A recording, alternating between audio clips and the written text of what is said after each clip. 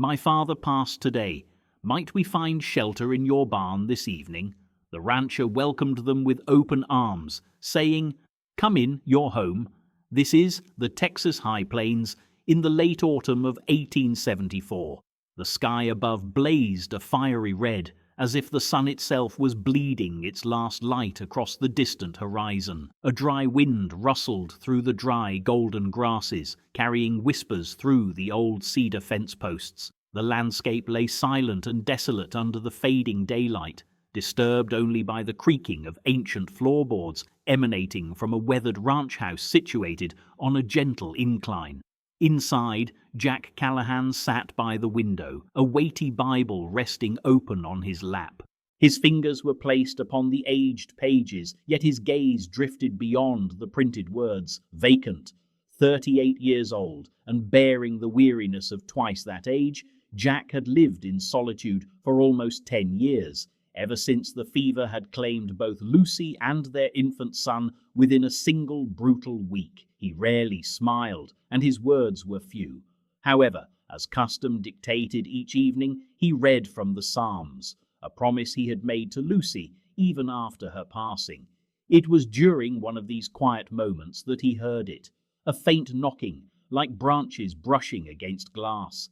He blinked, uncertain if the sound was real. Then it came again, 3 soft taps, as delicate as a bird's pulse. Jack rose slowly and cautiously crossed the room. His rifle, untouched, hung on the wall above the door frame, but it was always kept loaded. In this remote area, no one knocked after the sun had set, unless it brought grave news, or worse. Upon opening the door, he looked down to see a small girl, no higher than his hip, standing in the day's final light. Her blonde hair was matted with dust, and her cheeks were streaked with dried tears and the grime of travel. Her dress, if it had ever possessed any colour, now resembled the dull hue of gravel. She clutched the torn hem in both fists, her bare feet bleeding from the sharp rocks that had cut them. Her voice, fragile and cracking, barely carried its own burden. "My father passed today. Might we find shelter in your barn this evening?" Behind her, collapsed on the ground like a discarded rag doll, lay a young woman, her mother. She was unconscious, her dress torn at the sleeve, her legs raw from traversing thorns and stones. Her breathing was shallow, and a dried patch of blood stained her temple. One of her shoes was missing. Jack stared, his heart pounding.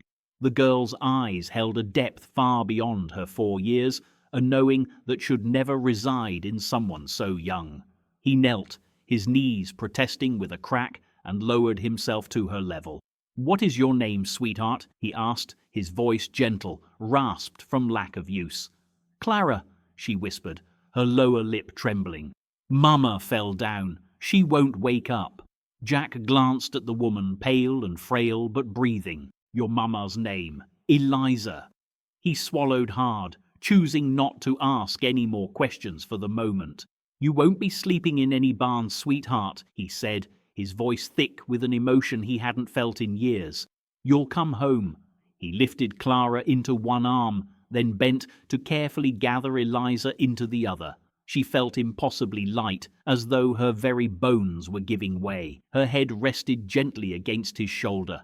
Clara wrapped her arms around his neck. Inside, the fire had dwindled, but the warmth of the room seemed to expand as he brought them in. Jack laid Eliza on the old sofa, covering her with the only clean quilt he possessed. He placed Clara on a stool near the hearth and poured water from a jug into a cup, offering it with steady hands. She drank in silence. Then, as the cup slipped from her fingers, she looked up at him and said, "One more thing. I think Mama walked all day just for me." Jack didn't know how to respond, so he remained silent. He simply placed a hand on her tangled hair and kept it there until her trembling subsided. Outside, the wind quieted, but within the cabin, a heart that had long been dormant began to stir once more. Eliza shifted beneath the quilt's warmth, but her body protested, feverish and aching in a haze of semi-consciousness. Her mind drifted back, beyond the firelit room and the steady hands that had carried her, to a time just weeks prior when hope had still accompanied her. They had been a family of 3, Daniel Grace, her husband Clara, their daughter, and Eliza herself, 24 years old, dreaming of a place to call home. They had departed Missouri in the early spring, following rumors of fertile land and better opportunities in the far west. Their wagon, though battered, carried their most precious belongings: sacks of corn seed, her mother's wedding shawl, a sewing kit, a cracked silver locket, and a wooden hair comb Daniel had crafted for her on their first anniversary. That comb, she knew, still lay somewhere among the wreckage. Daniel had guided the wagon with calloused hands, his eyes constantly scanning the horizon. He was a man of few words, but unwavering in his strength. His laughter could make the prairie feel like a sanctuary. His kisses instilled in Eliza the belief that the world held more goodness than hardship. But the world proved otherwise. They were 3 days away from the settlement at Dry Creek when the ambush occurred. It happened between 2 hills where the terrain narrowed and the mesquite grew dense. A sudden burst of gunfire shattered the humming of cicadas. Daniel cried out. Horses whinnied in terror. 5 assailants appeared swiftly, their faces concealed by cloth, guns raised, their teeth bared like corn husks left too long in the sun. Leading them was a man with a black hat and eyes like oil slicks. Eliza would later learn his name from whispers in town: Clay Dunn, a former Confederate sergeant who had turned outlaw. He had been preying on settlers and freight wagons throughout the territory, leaving only burnt wreckage and grieving widows in his wake. Daniel pushed Eliza and Clara behind the wagon seat just as the first bullet struck him directly in the chest. She watched him fall, not in slow motion or with any dramatic flair, but all at once, like a puppet whose strings had been severed. Blood splattered across the canvas covering. He did not scream. His last sound was her name. Eliza attempted to flee, clutching Clara tightly, but the men ripped her from her daughter's arms. She screamed, struggled, bit, and scratched. They laughed. Clay held her down with one hand, calling it a toll for traveling through his domain. Clara, too small, too silent, and too terrified to be noticed, crawled beneath the shattered axle, pressing herself against the earth, covering her ears with tiny hands as her mother's cries pierced the sky. When Eliza regained consciousness, the men were gone. Smoke billowed from the remains of their wagon. Daniel's body lay motionless beside the trail, his eyes fixed on the heavens. The hair comb was broken. The seeds were scattered like forgotten prayers. She found Clara sleeping beneath a horse blanket, her eyes swollen, her arms trembling. Eliza lacked the strength to bury Daniel. She pressed her lips to his forehead, whispered, "Forgive me," and turned away. The days that followed were a blur of dust and sheer determination. Eliza's sole objective was to find shelter, any shelter. She had no idea of their location or how far they had traveled. She only knew that Clara needed water, warmth, and safety. Initially, they journeyed under the moonlight, hiding in dry ravines during the day. Her boots disintegrated on the second day, and her feet blistered until she walked on raw skin. Each night, Clara wept for her father. Eliza did not cry. There was no room for tears when survival had to be carried like an injured child. Every night she sang the same song, her voice barely audible. "Hush, little darling, don't you cry. Mama's here and stars don't lie." On the 4th day, Eliza collapsed in the sand. Her vision swam with heat and hunger. She felt herself fading, her bones heavy as stone. She urged Clara to keep walking, to find a house, to knock gently. "Ask for the barn," she whispered. "Say please." Then the world went dark. Now, in this warm room, filled with the scent of smoke and stew, Eliza trembled in her sleep. Her face contorted with the pain of what she had witnessed and lost. A soft whimper escaped her lips. She murmured Daniel's name into the darkness. Across the room, Jack Callahan sat in silence, sharpening a kitchen knife, the Bible still open beside him. He watched over them without inquiry, waiting, like a man who understood suffering well enough to let it speak when it was ready. Outside, the night wind moaned softly through the trees, but inside, The last embers of the fire cast a glow upon the mother and child, safe for the first time in days. And in her dreams, Eliza walked barefoot beside a wagon that no longer burned. The night grew colder as the final embers in the hearth crackled low. Jack Callahan moved quietly through the cabin, a lantern in his hand.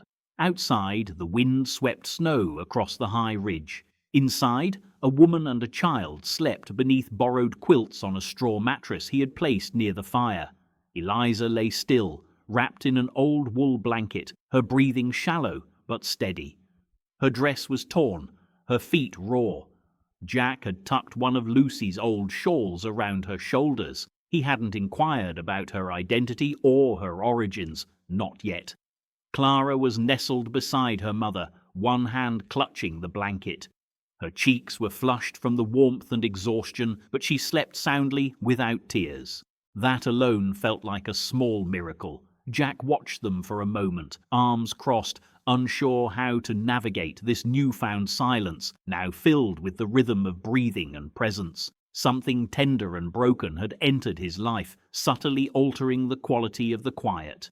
He moved to the kitchen corner and filled a basin with warm water.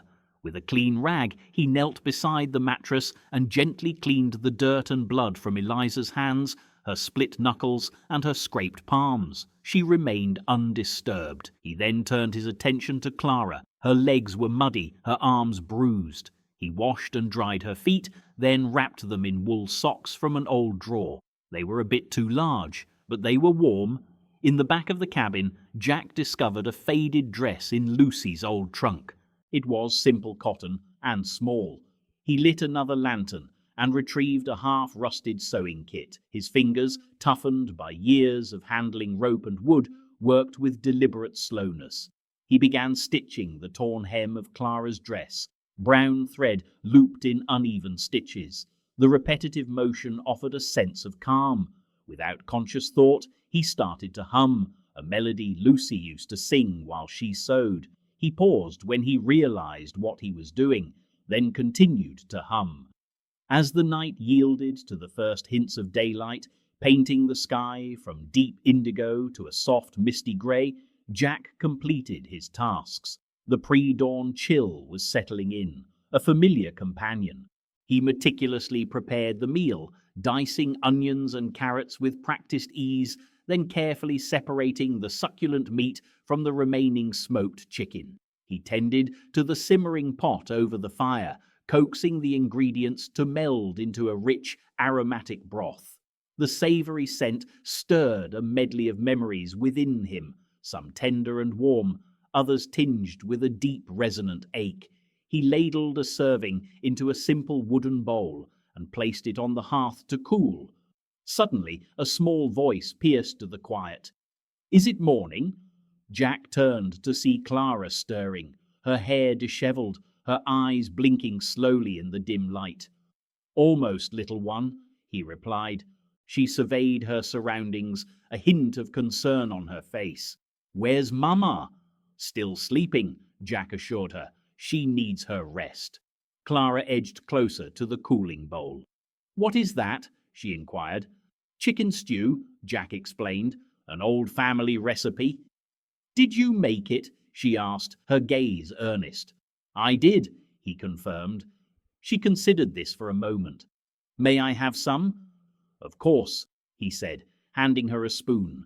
He watched as she ate, her hunger evident but tempered with a delicate caution. Between bites, her eyes frequently drifted towards her sleeping mother. Jack found himself admiring her quiet concern. After a few moments, she asked, "Do you live here all by yourself?"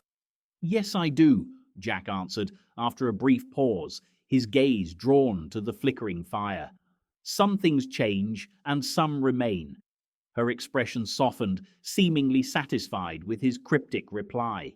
Setting the spoon aside, she crawled to a small wooden horse Jack had placed on a nearby stool. "Did you make this?" she questioned. "I did," he confirmed. She traced the carved lines of its mane. "I like it." Jack sat close by. "I hoped you would." A comfortable silence fell between them. Then, with a certainty as clear as the morning sun, She declared, "I'm going to call you Uncle Jack." Jack blinked, a wave of surprise washing over him, before responding softly, "Well, I suppose that would be just fine." A subtle shift occurred deep within him, not a forced change, but a gentle unfolding brought about by a child's innocent words and burgeoning trust. The house, so long an empty vessel, no longer felt quite so vacant. Eliza awoke with a jolt, her hands instinctively gripping the blanket as shallow gasps escaped her lips. Her eyes, darting around, registered the wooden ceiling above, a stark contrast to the canvas she remembered. There was no sign of fire, no lingering smoke, no sounds of distress, only a profound stillness. A gentle voice broke the silence. "You are safe now, ma'am." She turned her head swiftly, her eyes wide with a residual wildness. Jack Callahan stood a short distance away, holding a tin plate bearing a square of cornbread and a small dollop of blackberry jam. He made no move towards her, simply placing the plate on a small table nearby. Eliza drew the blanket tighter, suddenly acutely aware of her vulnerability. Her gaze flickered towards Clara, still nestled on the cot by the hearth, clutching a handmade doll crafted from fabric scraps. "Where are we?" Eliza's voice was hoarse with dryness. "My ranch," Jack replied. "Westridge, about 10 miles from Dry Creek. You've been resting for nearly 2 days." She attempted to sit up, but a wince of pain from her leg stopped her. "Take it easy," Jack advised calmly. "Rest and nourishment are what you need first." He nudged the plate a little closer. "You don't need to say anything. Not today." Eliza's eyes fixed on the cornbread, her stomach rumbling despite her efforts at composure. Slowly she reached for it. As she bit into the soft bread, her eyelids fluttered shut. It tasted of a forgotten comfort. In the days that followed, Eliza's healing began. A gradual process of mending, not yet complete, but certainly underway. She insisted on contributing, and Jack readily agreed, providing her with gloves and directing her to the neglected garden plot. Her fingers delved into the soil, turning earth and unearthing her own buried sorrow. She repaired old harnesses and meticulously stitched torn saddlebags. Jack observed that she seemed to find a sense of security, though the stillness often brought forth painful memories. Clara, however, discovered a source of pure joy in the barn, where a recently born calf resided. She affectionately named him Buttons and diligently fed him from a tin pail nearly as large as her own head. Jack watched her from a respectful distance, careful not to intrude, but gradually she began to seek him out. "Uncle Jack, Buttons is licking my boots again," she'd exclaim. He chuckled the first time he heard the endearing appellation. One crisp morning, Jack led Clara to the corral. Within it stood a young paint pony, its coat marked with a distinctive white blaze and a flowing, shaggy mane. "This here's Dusty," he said, gently patting the pony's neck. "She's a gentle soul still learning, much like someone I know." Clara gasped. "She's mine?" Jack shook his head. "She's her own creature, but I suspect she wouldn't mind sharing her company with you." With careful movements, he lifted her into the saddle, her small hands gripping the horn tightly. "Hold your shoulders up. There you go. Trust her." With a steady hand, Jack guided Dusty in a slow circle around the paddock. Clara's laughter, bright and unrestrained, bubbled forth, a sound that cut through the quiet morning air like sunlight piercing through clouds. Eliza stood by the fence, her hands clenched. When that joyful sound reached her ears, something within her fractured. Tears streamed silently down her cheeks, and she covered her mouth, stifling a sob. It had been an eternity since she had heard her daughter laugh with such unadulterated happiness, a laugh free from fear or apprehension. For the first time since that devastating day in the canyon, Eliza allowed herself to feel something other than sheer terror. Peace remained elusive, but perhaps a distant relative of it had finally arrived. That evening, Jack found Eliza on the back porch, folding laundry, her face partially illuminated by the lamplight. "She's strong," he remarked. Eliza looked up. "Too strong for her age. She's not alone anymore." "Neither are you," he almost said, but the words remained unspoken. Instead, he offered her a cup of tea. Their fingers brushed in the exchange, a fleeting contact, yet in that single touch lay an unspoken but deeply felt promise. They sat in companionable silence, the prairie wind whispering through the porch railings. In the distance, Clara could be heard singing to her doll, her voice off-key but filled with contentment. Beneath the vast expanse of stars, Jack felt a stirring within him, perhaps hope, or the nascent stirrings of something akin to love. The storm arrived without preamble. One moment the sky was a clear, tranquil blue, adorned with streaks of autumnal gold. The next, it transformed into an oppressive black, and the wind unleashed a furious howl across the plains like a wounded beast. Dust swirled in violent spirals, and the horses in their stalls stirred restlessly, their hooves stamping. Jack dropped his hay-fork mid-lift and hurried towards the barn. Inside, Clara cried out. "Eliza!" he shouted, pushing open the heavy barn door, which now hung precariously on its hinges. Rain lashed down horizontally, and lightning intermittently illuminated the scene with blinding flashes of white. Clara clung to a support beam, her feet struggling for purchase in the rapidly accumulating mud. Eliza stood beside her, shielding her daughter with her own body, drenched and with her hair plastered to her face. A fallen rake had wedged the barn door partially shut, trapping them within. Jack strained, heaving the door free, the water sluicing down his back in relentless sheets. He reached Eliza first. "Come on!" he yelled. She attempted to stand, but her injured leg buckled beneath her. Clara cried out again. Without a word, Jack scooped Eliza into his arms, cradling her with immense care, then took Clara's hand, pulling them both towards the house. The hearth roared with a comforting blaze. Jack shed his damp coat and hung 3 blankets near the warmth of the flames. He silently handed Eliza a dry towel, then wrapped another around Clara, who had already drifted into a peaceful sleep in the corner, swaddled in quilts, her sodden doll clutched tightly. Eliza sat by the fire, trembling. Her dress, clinging to her like a second skin, revealed every bruise, every scar. Her fingers were white-knuckled, her lips quivering, not from the chill, but from a deeper, long-suppressed emotion finally breaking free. Jack knelt beside the stove, silently stirring hot tea. The only sounds were the crackling logs and the low, mournful sigh of the wind outside the windows. Then Eliza spoke, her voice raw and distant. "He died trying to protect us." Jack remained still. "Daniel, my husband, we were on our way to start anew. Dry Creek was meant to be our fresh start." She stared into the flames, her voice filled with pain. "They came out of nowhere, 5 of them, with guns, laughing as if it were a game." Her voice faltered, but she continued. "He told me to run. He pushed me and Clara behind the wagon. I saw him take the bullet. He fell without a sound." Jack placed the mug beside her and sat on the floor, offering no words. "They took everything," she continued, her eyes glassy. "The wagon, our food, my mother's shawl. They even tore open our seed bags just for sport. Then they turned to me." Her voice cracked. "I fought. God, I fought, but there were too many." Her hands clenched into fists. "And Clara, she was hiding. She saw it all. I couldn't stop them." Jack closed his eyes. Rain tapped a slow rhythm against the roof, a percussive beat of sorrow accompanying her story. Eliza took a shuddering breath. "I haven't said that out loud, not even to Clara." She looked at Jack then, truly looked at him.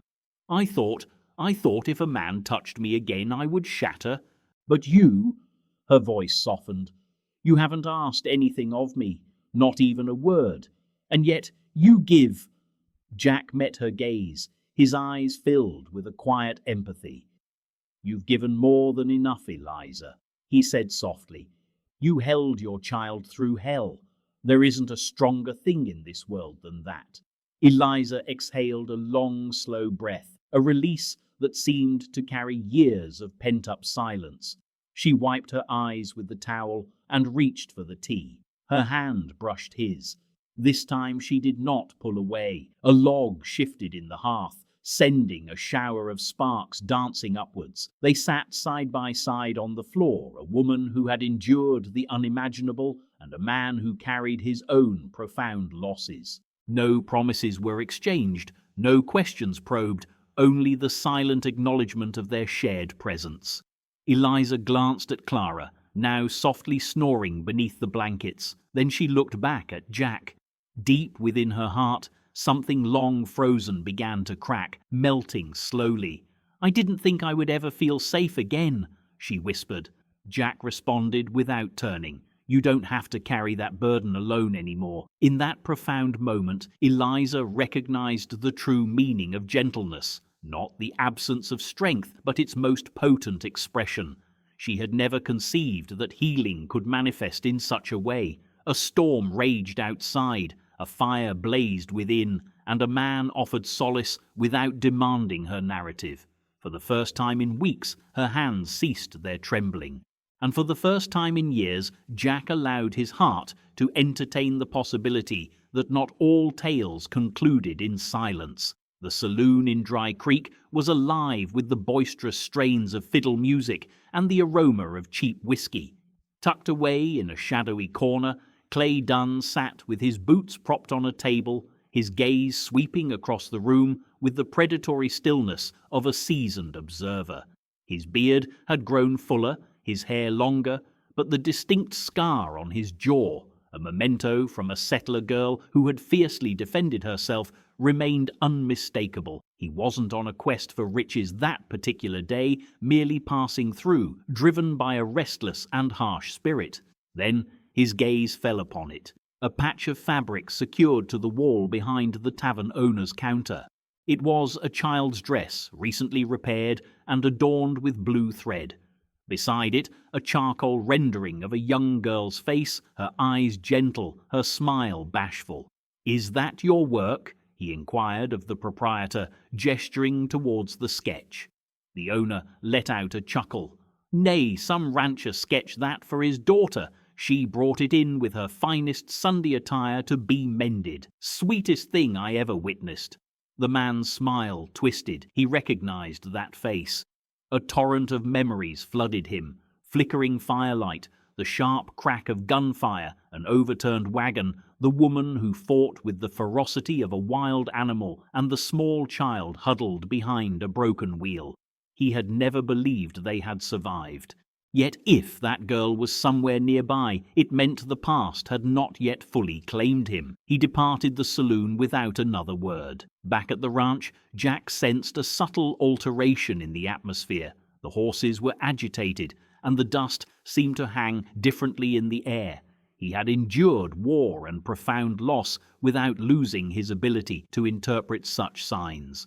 That evening he saddled his steed and rode to the rim of Grey Feather Ridge. Noah Grey Feather, a man of imposing stature and quiet demeanor, with eyes reminiscent of gathering storm clouds, stood beside a campfire when Jack arrived.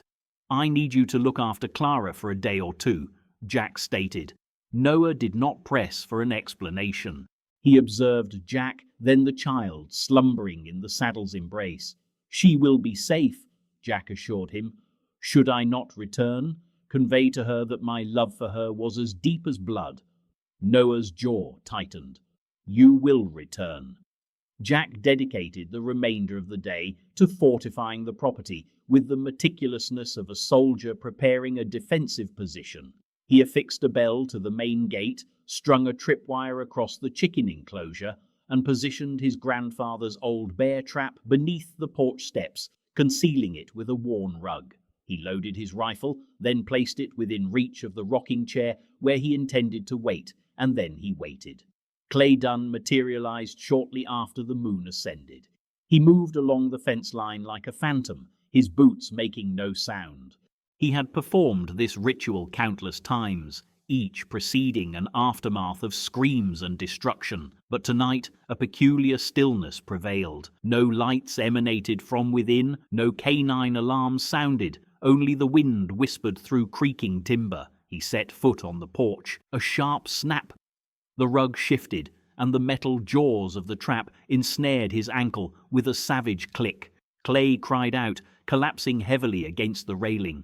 Jack emerged from the obscurity of the shadows, his rifle held steady. "You have one opportunity to relinquish the firearm," he declared with calm composure. Clay snarled, drawing his revolver from its holster. However, a secondary wire tightened around his wrist, wrenching the weapon from his grasp. It clattered onto the wooden floorboards. "You believe you're clever, old man?" Clay spat, blood trickling from his wound, struggling against the trap.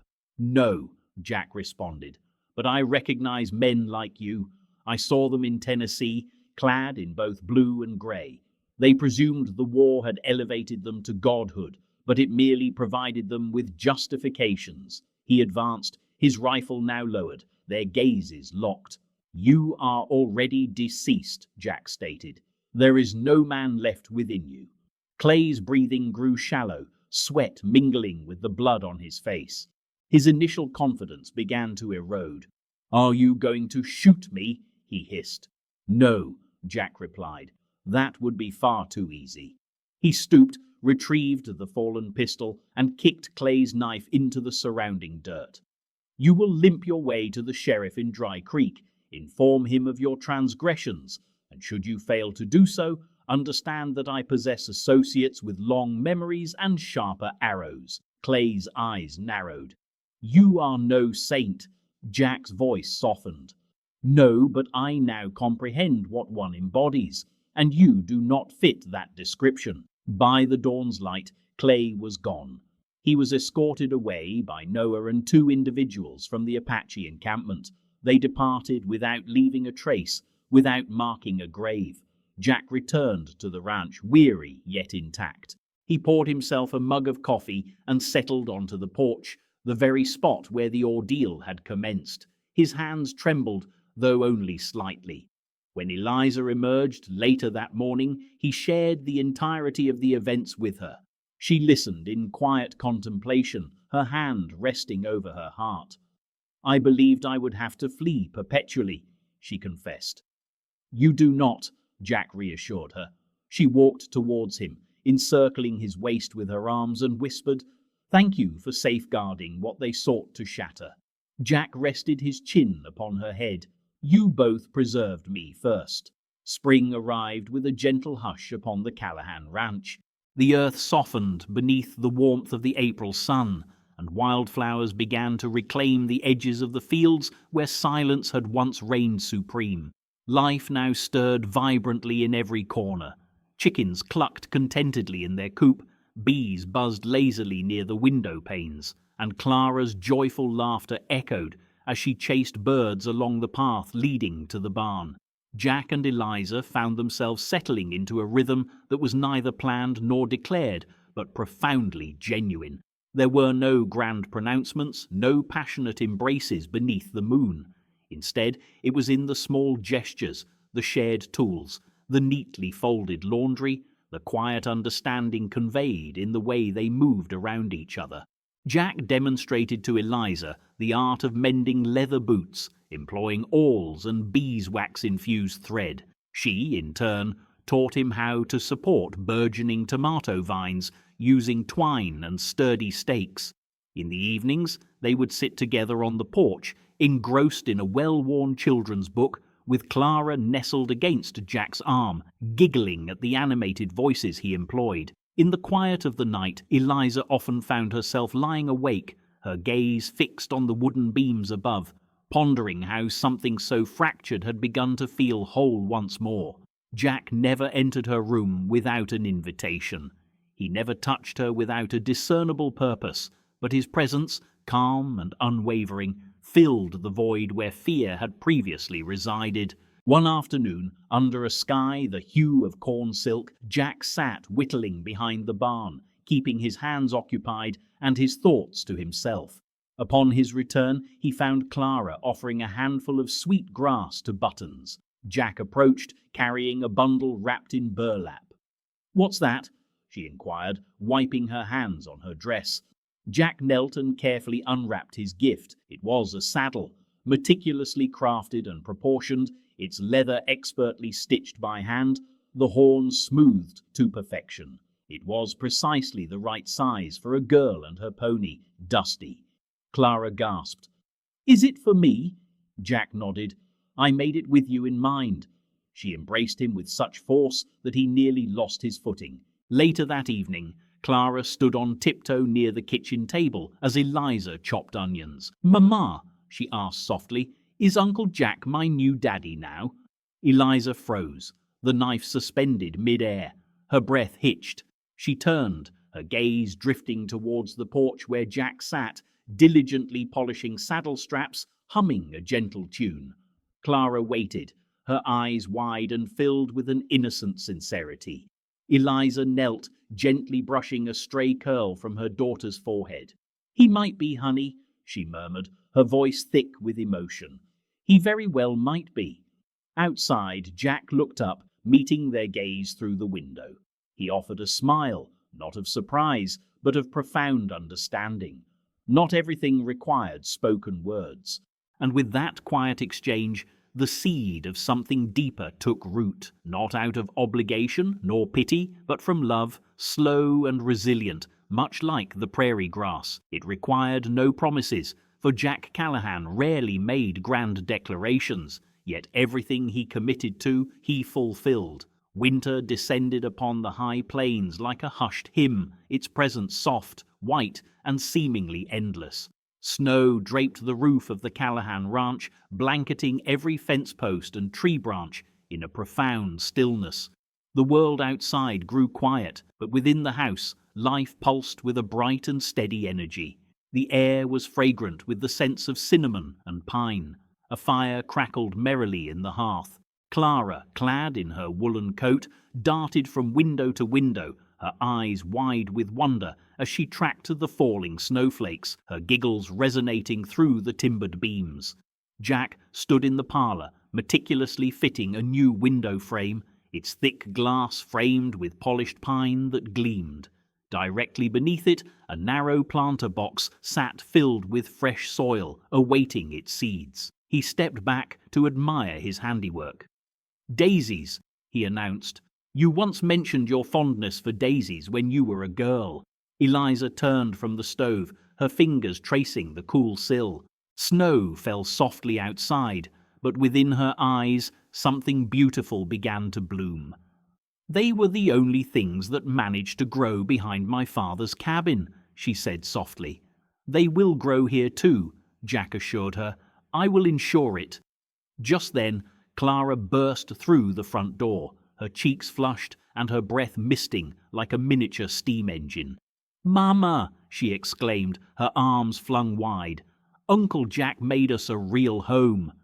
Eliza laughed, drawing her daughter into a warm embrace, gently brushing the snowflakes from her eyelashes. "Oh," she said, surveying the room.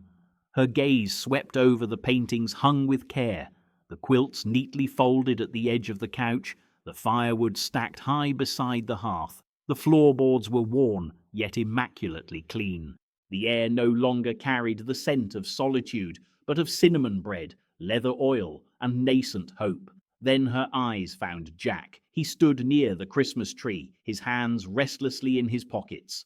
Slowly, he withdrew a small parcel, wrapped in cloth. He stepped towards her. "I am not a man of elaborate words," he said, his voice low, his gaze steady. "But if you would permit me, I would like to be your final haven, yours and Clara's." He unwrapped the cloth, revealing a silver ring, simple, strong, and exquisitely beautiful. It shimmered like the winter sun, yet its metal held a tangible history. It had once been a coin, Jack's sole inheritance from his father, melted down and fashioned by his own hands. Eliza stared, her breath catching in her throat, her eyes brimming with unshed tears. She couldn't speak. She didn't need to. She simply nodded. Jack gently slipped the ring onto her finger, then leaned forward, his movement unhurried, his resolve unwavering, and kissed her. It was a kiss as steadfast as his word, quiet, firm, and profoundly true. This was not the fragile beginning of something new. It was the commencement of a bond destined to endure. Outside, a gentle wind rustled through the cottonwood trees. The door creaked open behind them. Clara ran forward, throwing herself between them with an excited squeal. "We're a family now!" Jack lifted her into his arms. Eliza wrapped her own arms around them both, and beneath the falling snow, in a land that had once offered only sorrow, love had finally constructed a home. As the snow settles and the fire burns low, we depart from the Callahan Ranch, a place where anguish once echoed through vacant corridors. But now laughter and affection reside. This was more than a narrative of resilience.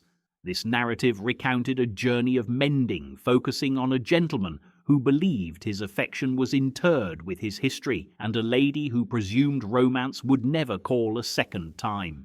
Furthermore, it featured a young lass whose guileless inquiry unlocked the path to a freshly formed family unit. Should this account have stirred your emotions, instilled faith in opportunities for renewal, or perhaps recalled the subtle fortitude inherent in affection, please do not depart just yet.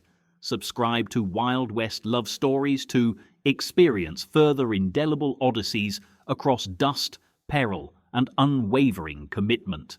Each week, we present tales where projectiles narrowly missed their marks, but affections found their rightful targets. Kindly express your approval by liking and sharing, and inform us within the commentary section which aspect of this narrative resonated most profoundly with you.